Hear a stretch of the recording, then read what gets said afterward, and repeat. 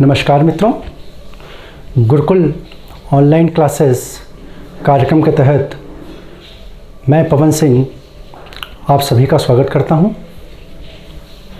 जैसा कि आप सभी को मालूम है कि विगत कुछ समय से पूरा देश कोरोना की महामारी से जूझ रहा है। इस महामारी के कारण संपूर्ण मानव जीवन अस्त व्यस्त रहा। इस अस्त व्यस्तता में सर्वाधिक प्रभावित अगर कोई क्षेत्र रहा तो वह शिक्षा का क्षेत्र रहा। शिक्षा के क्षेत्र में प्रतियोगी परीक्षाओं की तैयारी करने वालों छात्रों के लिए यहाँ पर बहुत ज़्यादा समस्या उत्पन्न हुई। इसी के दृष्टिगत हमारे संस्थान के कुछ छात्रों द्वारा हमें ऑनलाइन क्लासेस के माध्यम से पढ़ाने के सुझाव हमें मिलते रहे, जिसको ध्यान में रखते हुए संस्थान द्वारा यह एक ऑनलाइन क्लासेस की पहल सभी छात्रों के लिए प्रारंभ की गई है। संस्थान द्वारा आशा की जाती है कि इसके माध्यम से संस्थान से जुड़े हुए सभी छात्र अथवा उनसे संबंधित अन्य प्रतियोगी परीक्षाओं की तैयारी करने वाले छात्र लाभान्वित होंगे और भविष्य में कोरोना जैसी इस महामारी की आशंका को ध्यान में रखते हुए उनका शिक्षण कार्य निर्बाध रूप से, सुचारू रूप से संचालित होता रहेगा। आज के इस अंक में हम लोग हिंदी के एक महत्वपूर्ण विषय संधि विच्छेद का अध्ययन करेंगे। जैसा कि आप सभी जानते हैं कि यूपी ट्रिपल एससी स्तर या राज्य स्तर पर आयोजित की जाने वाली समस्त परीक्षाओं में संधि विच्छेद का जो एक अध्याय होता है, यह अपनी एक महत्वपूर्ण भूमिका निभाता है। ऐसा शायद ही कोई एग्ज़ाम होता हो जिसके अंतर्गत इस विषय से कम 1 या 2 प्रश्न विद्यार्थी को ना मिलते हों। अतः इस अध्याय की भूमिका हिंदी के दृष्टिकोण से बहुत अधिक बढ़ जाती है। इसीलिए हम लोग आज संधि विच्छेद अध्याय के माध्यम से अपना सामान्य हिंदी का प्रारंभ करते हैं। आइए देखते हैं संधि विच्छेद क्या होता है। सबसे पहले हम लोग जान लेते हैं कि संधि किसे कहते हैं।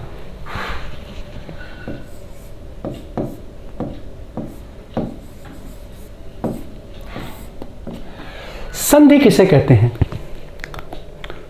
तो जैसा कि हम लोग व्यावहारिक भाषा में आम बोलचाल की भाषा में प्रयोग करते हैं, तो संधि का जो शाब्दिक अर्थ होता है वह होता है जोड़ना।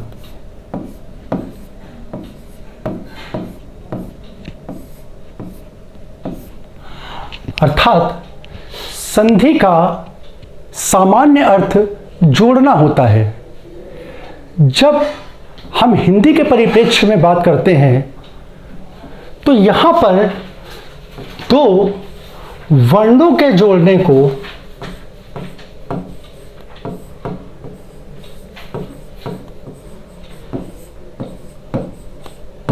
संधि कहते हैं। तो संधि की सामान्य सी परिभाषा हो गई कि 2 वर्णों के मेल को संधि कहते हैं, जिसका शाब्दिक अर्थ जोड़ना होता है। ठीक है।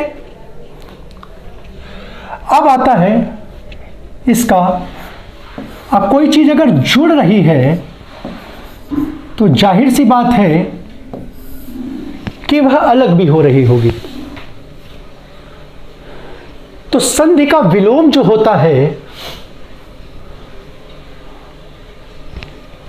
उसकी परिभाषा कहती है कि दो वर्णों के टूटने अथवा अलग होने को हम लोग विच्छेद कहते हैं। तो विच्छेद की परिभाषा बनी, दो वर्णों के अलग होने को हम लोग विच्छेद कहते हैं, और विच्छेद संधि का विलोम होता है। इसके बाद हम लोग देखते हैं संधि के प्रकार।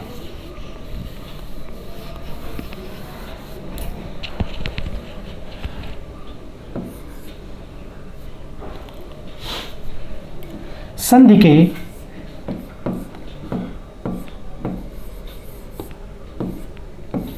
प्रकार। तो सामान्य रूप से संधि के निम्न 3 प्रकार होते हैं। पहला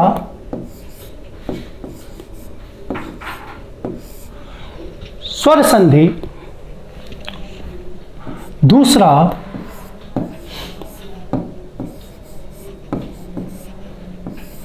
व्यंजन संधि,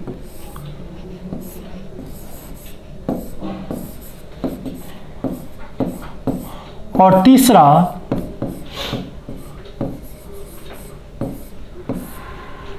विसर्ग संधि। अब इसकी परिभाषा हम लोग देख लेते हैं। स्वर संधि हमारी क्या होती है? स्वर संधि यह कहती है कि दो स्वरों के मिलने से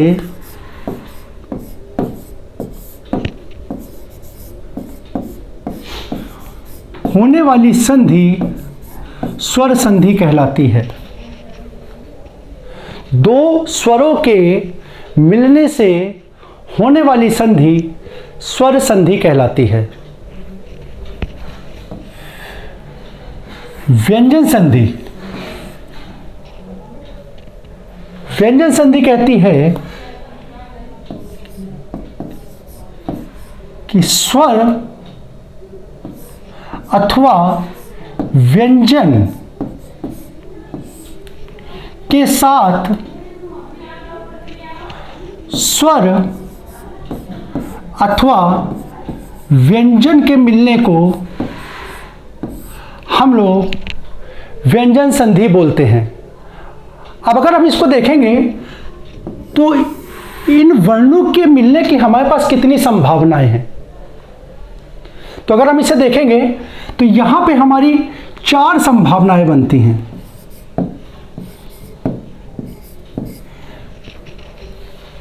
पहली संभावना यह है कि पहले पद का समापन किसी स्वर से हो रहा हो और दूसरे पद अथवा वर्ण के प्रारंभ में भी कोई स्वर आ जाए।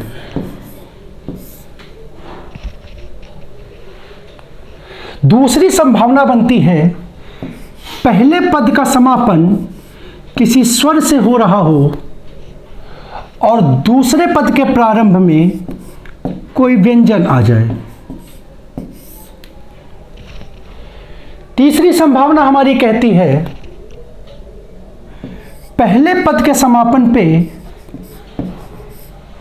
कोई व्यंजन हो और दूसरे पद का प्रारंभ किसी स्वर से हो जाए।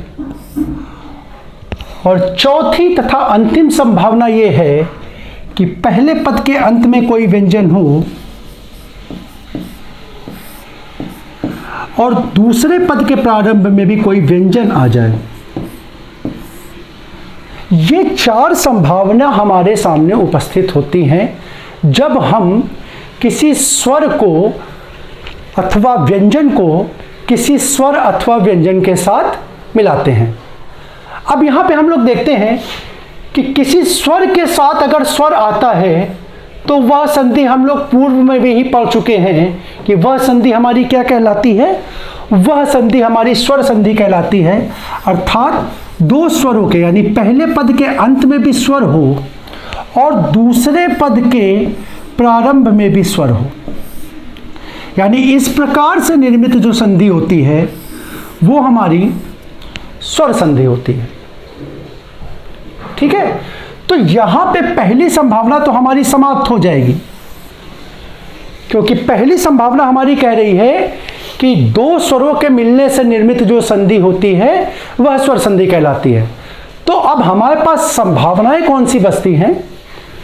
तो संभावनाएं हमारे पास बचती हैं कि पहले पद के प्रारंभ में कोई स्वर मिल जाए और दूसरे पद का प्रारंभ किसी व्यंजन से हो, अथवा पहले पद के अंत में कोई व्यंजन आए और दूसरे पद का प्रारंभ किसी स्वर के साथ हो, और अंतिम जो हमारी कंडीशन है वो ये कहती है कि पहले पद के अंत में भी कोई व्यंजन हो और दूसरे पद का प्रारंभ भी किसी व्यंजन से हो रहा हो। तो इस प्रकार से निर्मित जो संधि होती है वो कहलाती है व्यंजन संधि। तो ये तीन संभावनाएं व्यंजन संधि की होती हैं। किसी स्वर के साथ कोई व्यंजन मिल जाए, किसी व्यंजन के साथ कोई स्वर मिल जाए, अथवा किसी व्यंजन के साथ कोई व्यंजन मिल जाए। तीसरी और प्रमुख संधि जो हमारी होती है वो होती है विसर्ग संधि। विसर्ग संधि हमारी कहती है कि पहले पद के अंत में हमें विसर्ग मिले और दूसरे पद का प्रारंभ किसी भी स्वर अथवा व्यंजन से हो रहा हो, अर्थात विसर्ग के साथ स्वर और व्यंजन के मिलने से जो संधि होती है वह हमारी व्यंजन संधि कहलाती है। तो इस प्रकार से संधि के तीन प्रकार और उन तीनों की किस प्रकार से संभावनाएं हैं या किस प्रकार से संधि हो सकती है वो हम इस चार्ट के माध्यम से देख सकते हैं। आज के इस अंक में हम लोग स्वर संधि का अध्ययन करेंगे। ठीक है, आइए देखते हैं स्वर संधि क्या होती है।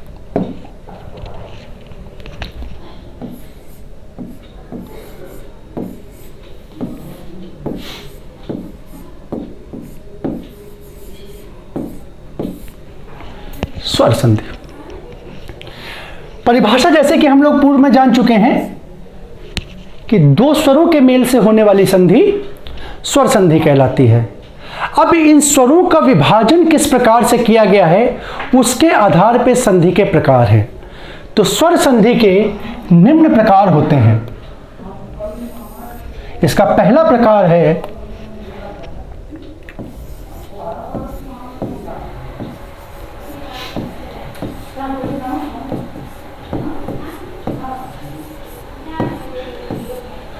दीर्घ संधि। दूसरा इसका प्रकार है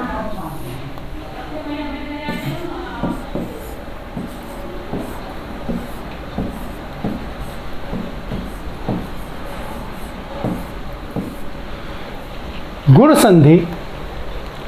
तीसरा प्रकार इसका कहलाता है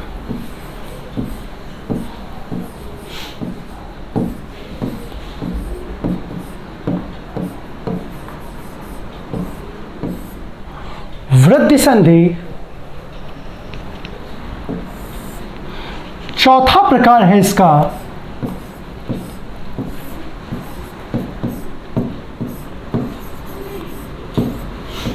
यण संधि और पांचवा और अंतिम प्रकार कहलाता है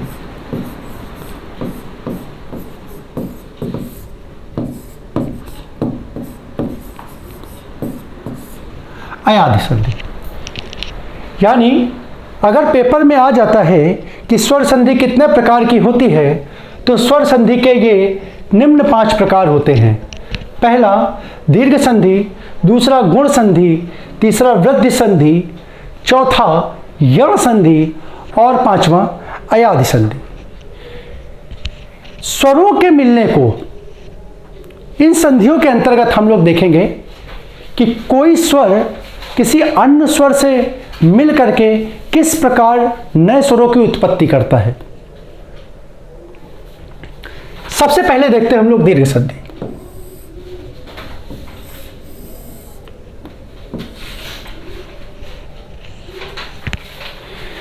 दीर्घ संधि उसके नाम से देखिए क्लियर है दीर्घ संधि क्या कहती है? दीर्घ का मतलब होता है बड़ा।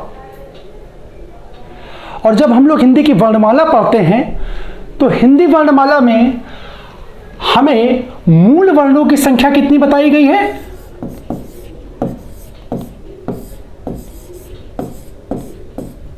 मूल वर्णों की संख्या होती है 4, जो होते हैं क्रमशः आ, ई, उ और री। जब हम दीर्घ संधि की बात करेंगे तो बस हम इन्हीं 4 वर्णों की बात करेंगे। इन्हीं 4 वर्णों के मेल से हमारी दीर्घ संधि बनती है। दीर्घ संधि का सूत्र होता है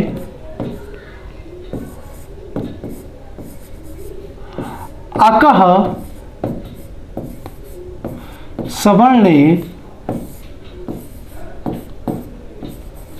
दीर्घा। अब यहां पे क्या है?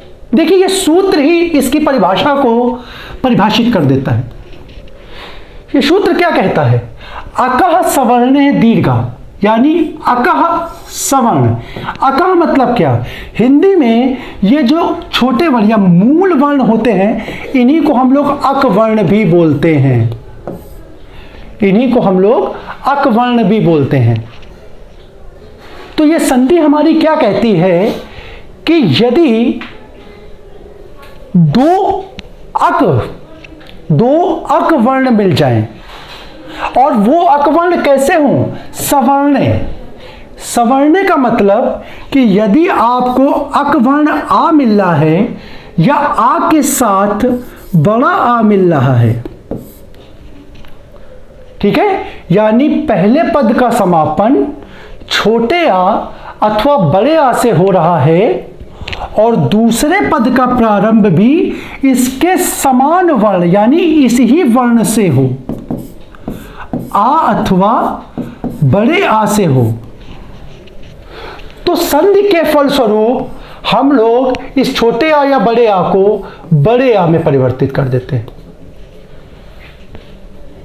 इस छोटे आ अथवा बड़े आ को, या छोटे आ के साथ छोटे आ। अब यहां पे भी देखिए, इसकी भी कितनी संभावनाएं बन पा रही हैं। जब आप देखेंगे तो इसकी भी 4 संभावनाएं होंगी।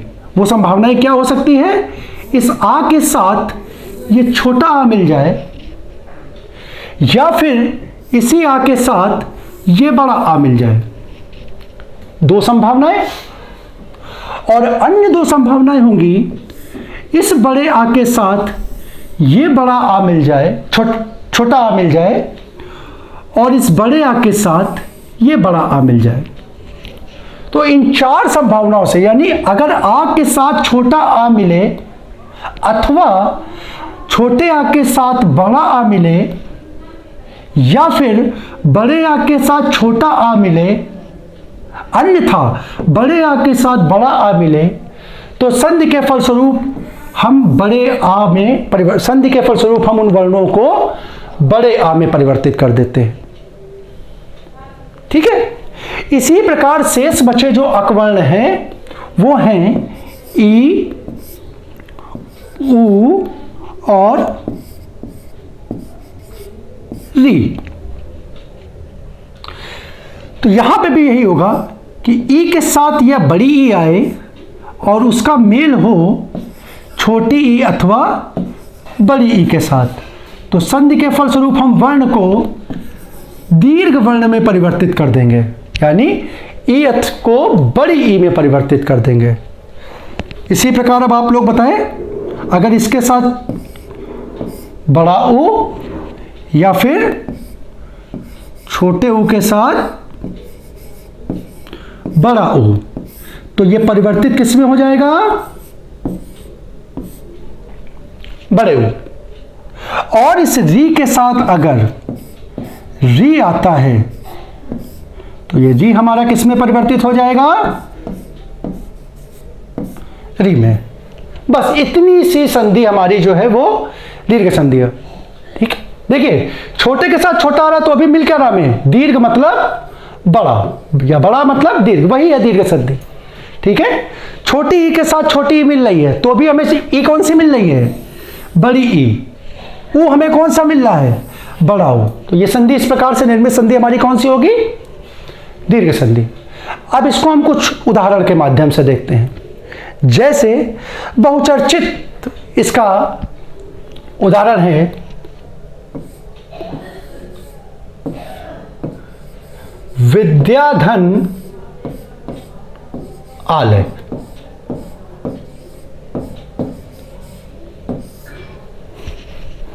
विद्याधन आलय।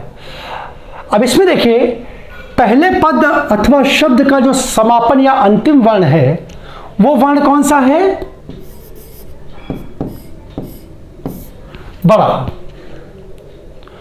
और दूसरे शब्द अथवा पद का जो प्रारंभ हो रहा है वो हो रहा है बड़े आ से। तो अब हम लोग नियम में जाते हैं तो यहां पे क्या देखते हैं, इस बड़े आ के साथ ये बड़ा आ मिलेगा तो वर्ण परिवर्तित किसमें होगा? ये परिवर्तित होगा बड़े आ में। और इसकी मात्रा को हम लोग कैसे देखते हैं? इसकी मात्रा को हम लोग इस तरीके से डिनोट करते हैं। तो ये शब्द हमारा बनेगा विद्यालय।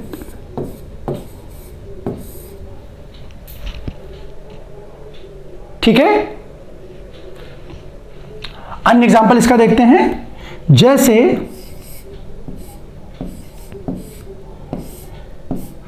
राम का अंश।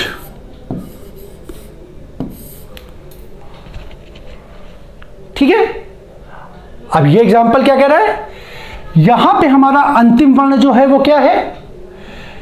इस मां को आप लोग ध्यान रखेंगे कि ये जो मां है ये व्यंजन ये दो वर्णों के मेल से बना है। ये मां क्या? एक व्यंजन और इसके साथ ये आ स्वर। क्योंकि जब हम व्यंजन की परिभाषा पढ़ते हैं वर्णमाला के अंतर्गत तो हम लोग कहते हैं कि स्वरों की सहायता से उच्चारित होने जाने वाली ध्वनियां हमारी क्या कहलाती हैं? व्यंजन कहलाती हैं। तो इसी प्रकार से ध्यान रखिएगा कि यहां पे अगर ये मां आ रहा है तो इस मां का जो अंतिम वर्ण है वो ये आ है। तो इस प्रकार से इस शब्द का अंतिम वर्ण है छोटा आ और दूसरे पद का प्रारंभिक वर्ण है छोटा आ। तो दो छोटे आ के मिलने से भी हमारा वर्ण परिवर्तित किसमें होगा? बड़े आ में। और यह शब्द बन जाएगा आपका रामानुज। आशा करता हूं कि आपको ये चीजें समझ में आ रही होंगी। अन्य एग्जाम्पल हम लोग देखते हैं।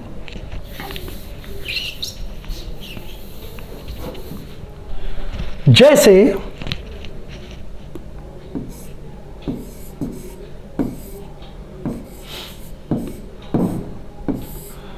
विद्या धन अर्थी। ठीक है। विद्याधन अर्थी। तो इस शब्द का अंतिम वर्ण बड़ा आ और दूसरे शब्द का प्रारंभिक वर्ण छोटा आ दोनों मिलकर के क्या बना देंगे? बड़ा आ। और ये शब्द आपका बन जाएगा विद्यार्थी।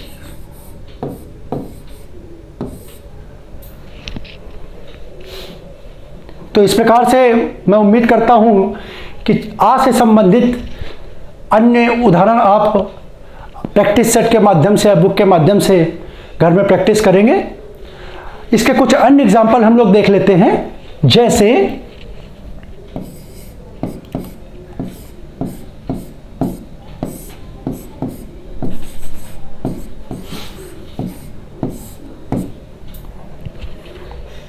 तो इसमें देखें इसका अंतिम वर्ण बड़ी ई और इसका अंतिम वर्ण बड़ी ई, दोनों मिलकर के परिवर्तित किसमें हो जाएंगे? बड़ी ई में। और ये शब्द बन जाएगा आपका सतीश। मित्रों, मैं आपको यहां पे एक बात बताना चाहता हूं कि हिंदी में संधि विच्छेद इस चैप्टर का इतना महत्व किस लिए है। क्यों इसको इतनी महत्ता प्रदान की जाती है? क्योंकि ये एक ऐसा चैप्टर है जो सिर्फ अपने अध्याय पे ही नहीं फोकस करता, बाकी कई अध्यायों को अपने अंदर समायोजित करता है। अब ये सतीश जो यहाँ पे बना है, यह क्वेश्चन जरूरी नहीं है कि आपसे संधि विच्छेद के अंतर्गत ही पूछा जाए। ये सतीश जो बना है, ये आपसे पर्यायवाची में भी पूछा जा सकता है। आपसे सीधे सीधे पूछ सकता है कि सतीश निम्न में से किसका पर्यायवाची है। तो अगर यदि आपको नहीं आता है तो आप उसको तोड़ सकते हैं, और तोड़ करके उनके जो हमें खंड मिल रहे हैं, जो शब्द मिल रहे हैं, उन शब्दों के अर्थ से आप इसको आसानी से पता लगा सकते हैं। देखें, जैसे मान लीजिए पेपर में सतीश आ गया, पूछ लो ना सतीश किसका पर्यायवाची है। अब आपको नहीं समझ में आ रहा, लेकिन आपको उसकी संधि विच्छेद करना मालूम है। आपने तुरंत उसको दो शब्दों में तोड़ा, सती धन ईश। ईश मतलब क्या होता है? भगवान। ईश का मतलब होता है भगवान। और सती कौन? अगर थोड़ा सा धार्मिक क्रियाकलापों में आपकी रुचि होगी तो आप लोग सती का नाम जान पाएंगे। सती कौन थी? सती थी महादेव की पत्नी, यानी शिव की पत्नी।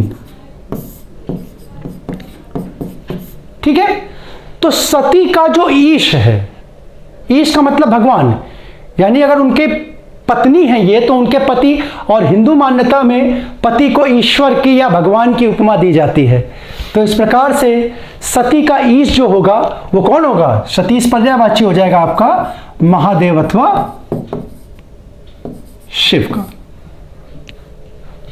ठीक है, तो इस प्रकार से देखिए कई ऐसे क्लिष्ट वर्ड आपको मिलेंगे जिसके अर्थ आपको नहीं मालूम होंगे, जो आपको नहीं सुने होंगे। लेकिन यदि अगर आपको संधि आती है तो उन वर्णों को तोड़ करके आप आसानी से उसका अर्थ निकाल सकते हैं, और जो शब्द दिया हुआ है क्लिष्ट शब्द की भी मीनिंग आप आसानी से बता सकते हैं। इस कारण ये जो टॉपिक है आपका संधि, इसका महत्व बहुत हो जाता है। हम और एग्जाम्पल देखते हैं, जैसे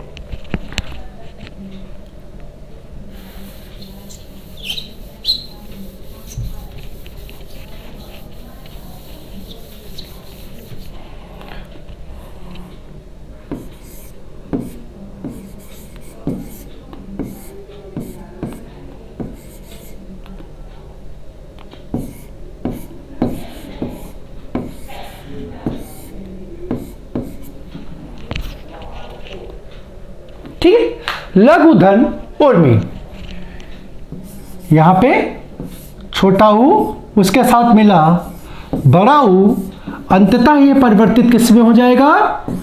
बड़े ऊ में, और ये शब्द बनेगा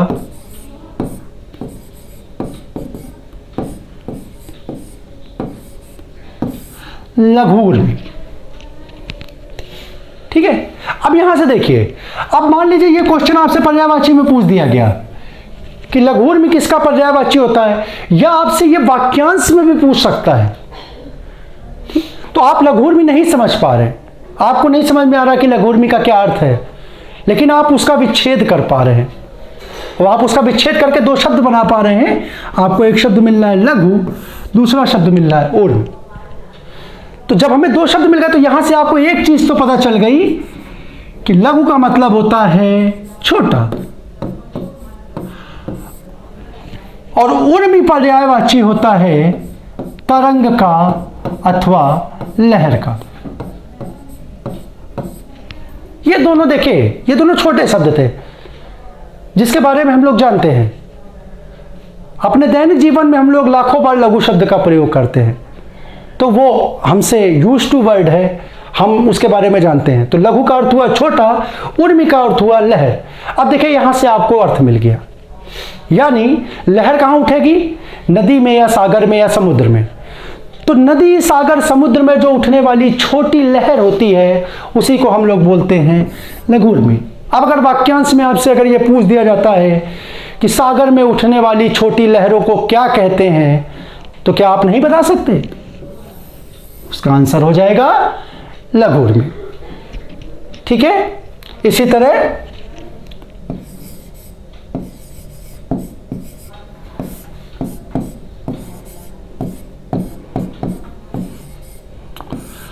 वधु धन उत्सव, इसका वर्ण छोटा ऊ और इसके साथ मिला छोटा ऊ, लेकिन दोनों ने मिलकर के ये परिवर्तित किस में हो गए, बड़े ऊ में, और ये शब्द क्या बना,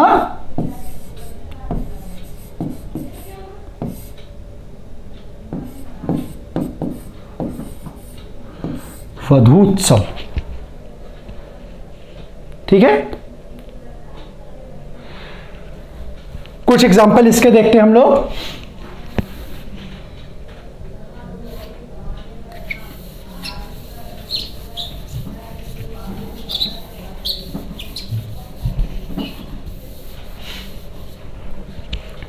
जैसे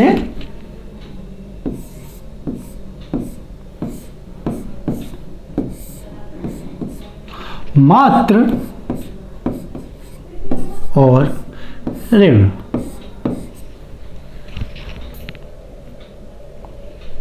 तो ये पहले पद का समापन हुआ आपका री से, और दूसरे पद का प्रारंभ भी आपका हुआ री से, तो ये अंततः परिवर्तित होगा री में, और ये शब्द आपका बनेगा मात्र। इसी प्रकार से आप लोग एक प्रैक्टिस करिए।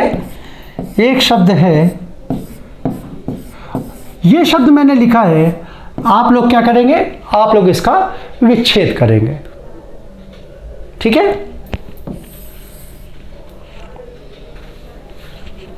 इसका विच्छेद होगा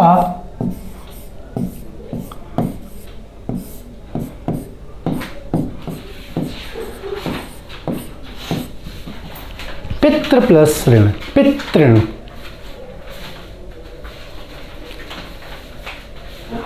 आशा करता हूं कि आपको दीर्घ संधि समझ में आई होगी। इसी प्रकार दीर्घ संधि के आपको किताबों में अन्य बहुत से एग्जाम्पल मिल जाएंगे।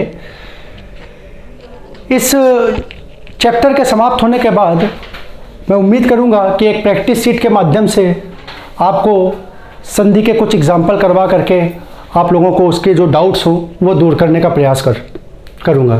ठीक है, अब हम लोग देखते हैं दूसरी संधि।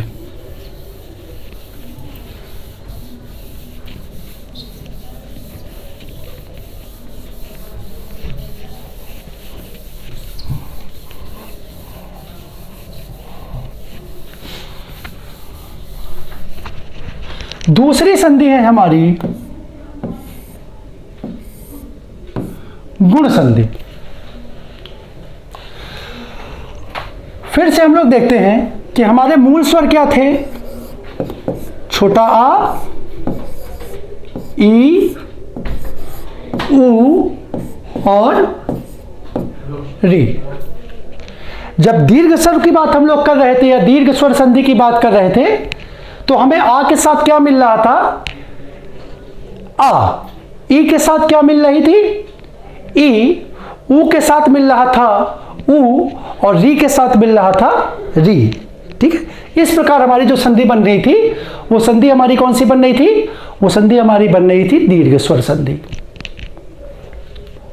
गुण संधि में हम लोग क्या करते हैं कि पहले पद के अंत में अथवा शब्द के अंत में हमें सिर्फ आ मिलता है। आ का अर्थ यहां पे आ अथवा, आ का अर्थ यहां पे आ अथवा बड़ा आ दोनों से है। यानी पहले पद अथवा शब्द के अंत में मिलने वाला वर्ण कौन सा हो, हमारा छोटा आ अथवा बड़ा आ। देखिए मूल स्वर में इसे लेते हैं, इस आ को हमने कर लिया। अब हमारे पास बचे कौन कौन से स्वर, ये तीन स्वर। अब इन्हीं तीन स्वर को हम इनसे मिलाएंगे, यानी पहले शब्द अथवा पद का समापन किससे हो, छोटे आ अथवा बड़े आ से, और दूसरे पद का प्रारंभ हो रहा हो छोटी ई अथवा बड़ी ई से। ठीक, इसी प्रकार पहले पद के अंत में मिले छोटा आ अथवा बड़ा आ, और दूसरे पद का प्रारंभ हो रहा हो छोटा ऊ अथवा बड़ा ऊ से, और पहले पद के समापन में आ के बाद दूसरे पद का प्रारंभ री से हो तो संधि के फलस्वरूप हम लोग आ और ई के मिलने के बाद जो परिवर्तित वर्ण होगा, मतलब आ और ई के मिलने को ए में, आ और ऊ को ओ में और आ अथवा री को आर में परिवर्तित कर देंगे। ये संधि हमारी है गुण संधि। यानी स्वर हम कौन से लेंगे? स्वर ये मूल ही होंगे, लेकिन पहले पद के अंत में हम लोग वर्ण आ को स्थिर कर देंगे। यानी पहले पद के समापन में हमें कौन से वर्ण मिलेगा? या तो छोटा आ अथवा बड़ा आ। और दूसरे पद का प्रारंभ हो रहा होगा किससे? या तो छोटी ई बड़ी ई से, या फिर ऊ अथवा बड़ा ऊ से, या फिर री से। तो संधि के फलस्वरूप हम लोग क्रमशः ई को ए, ऊ को ओ और री को अर में परिवर्तित कर देंगे। ठीक है, इतनी सी ये संधि हमारी है गुण संधि। गुण संधि के हम कुछ एग्जाम्पल देख लेते हैं। जैसे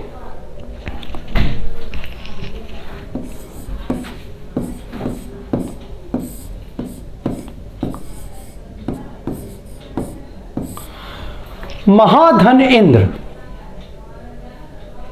ठीक है, पता है पहले शब्द का अंतिम वर्ण, पहले शब्द का अंतिम वर्ण बड़ा आ और दूसरे शब्द का प्रारंभिक वर्ण छोटा ई। तो देखिए ये नियम यहां पे हमारा मिला। इस बड़े आ के साथ ये छोटी ई मिली तो ये परिवर्तित किस में होगी? ए में। तो ये शब्द हमारा बनेगा महीन। इसी प्रकार दूसरा एग्जाम्पल, नर के साथ इंद्र। ठीक, तो आप लोग समझ पा रहे होंगे अंतिम वर्ण छोटा आ और दूसरे पद का प्रारंभिक वर्ण ई परिवर्तित किस में हुआ? ए में। और ये शब्द बना नरेंद्र। ठीक है, इसी प्रकार हम एक ही ऊ का नियम देखते हैं। जैसे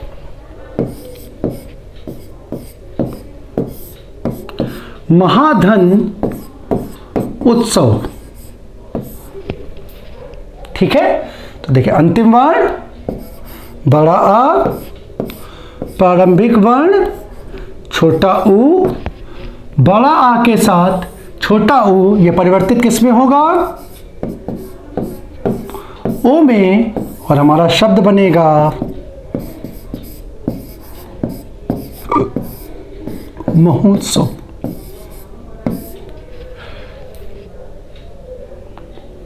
नेक्स्ट एग्जांपल देखिए, वन के साथ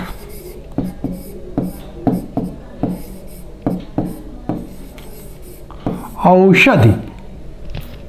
नहीं, ये क्वेश्चन इसका नहीं रहेगा।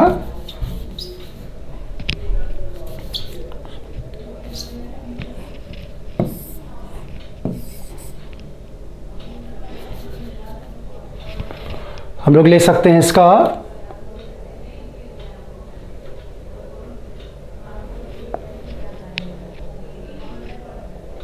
एक एग्जांपल देखते हैं।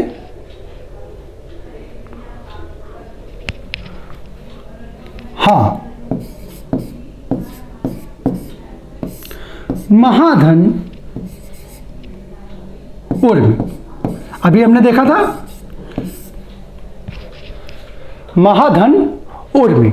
अब यहां पे देखिए ये शब्द मिला आपका बड़ा आ और इसके साथ बड़ा ऊ, यानी बड़ा आ के साथ ये बड़ा ऊ परिवर्तित होगा आपका ओ में, ये बनेगा आपका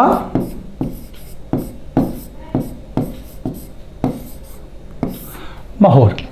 नेक्स्ट क्लास का ठीक है, एक एग्जांपल हम लोग और देख लेते हैं। आ के साथ री,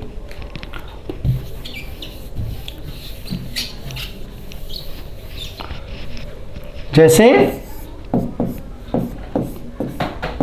सप्त के साथ ऋषि।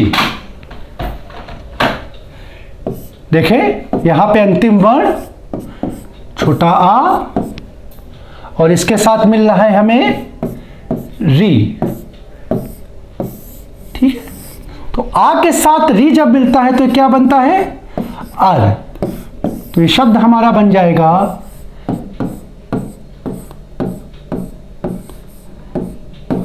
सप्तर्षि। ठीक है, इसी प्रकार अन्य एग्जाम्पल देखते हैं हम लोग।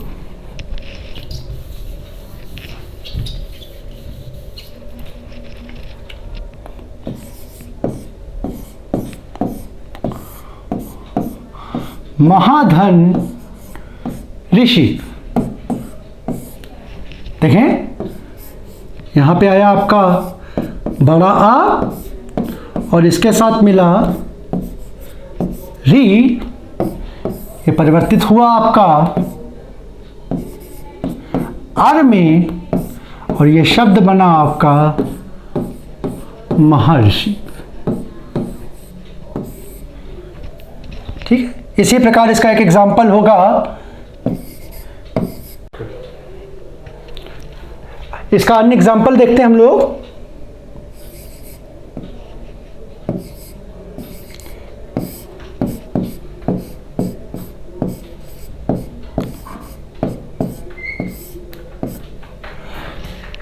देव धन ऋषि।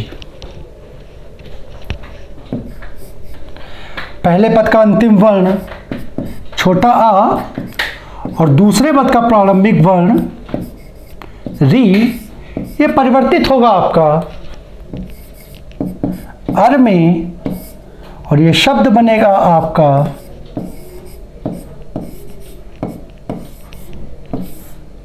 देवर्षि।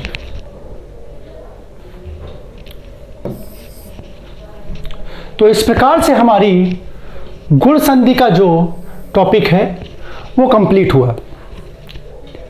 आशा करता हूं कि स्वर संधि के ये दो प्रकार दीर्घ संधि और गुण संधि जो आपको पढ़ाए गए हैं आपके समझ में आए होंगे। इस संधियों के कुछ एग्जाम्पल हमारे टेलीग्राम चैनल ओम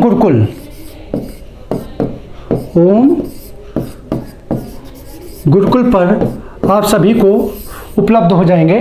जैसे जैसे टॉपिक आपका कंप्लीट होता जाएगा उससे संबंधित कुछ एग्जाम्पल वहाँ पे शीट के माध्यम से 30 शीट के, 40 शीट के, 50 शीट के माध्यम से आपको प्रोवाइड करा जाएंगे, जिससे कि आप सुचारू रूप से उनकी प्रैक्टिस कर सकें और उसमें और अधिक अपना परिपक्वता को प्राप्त कर सकें।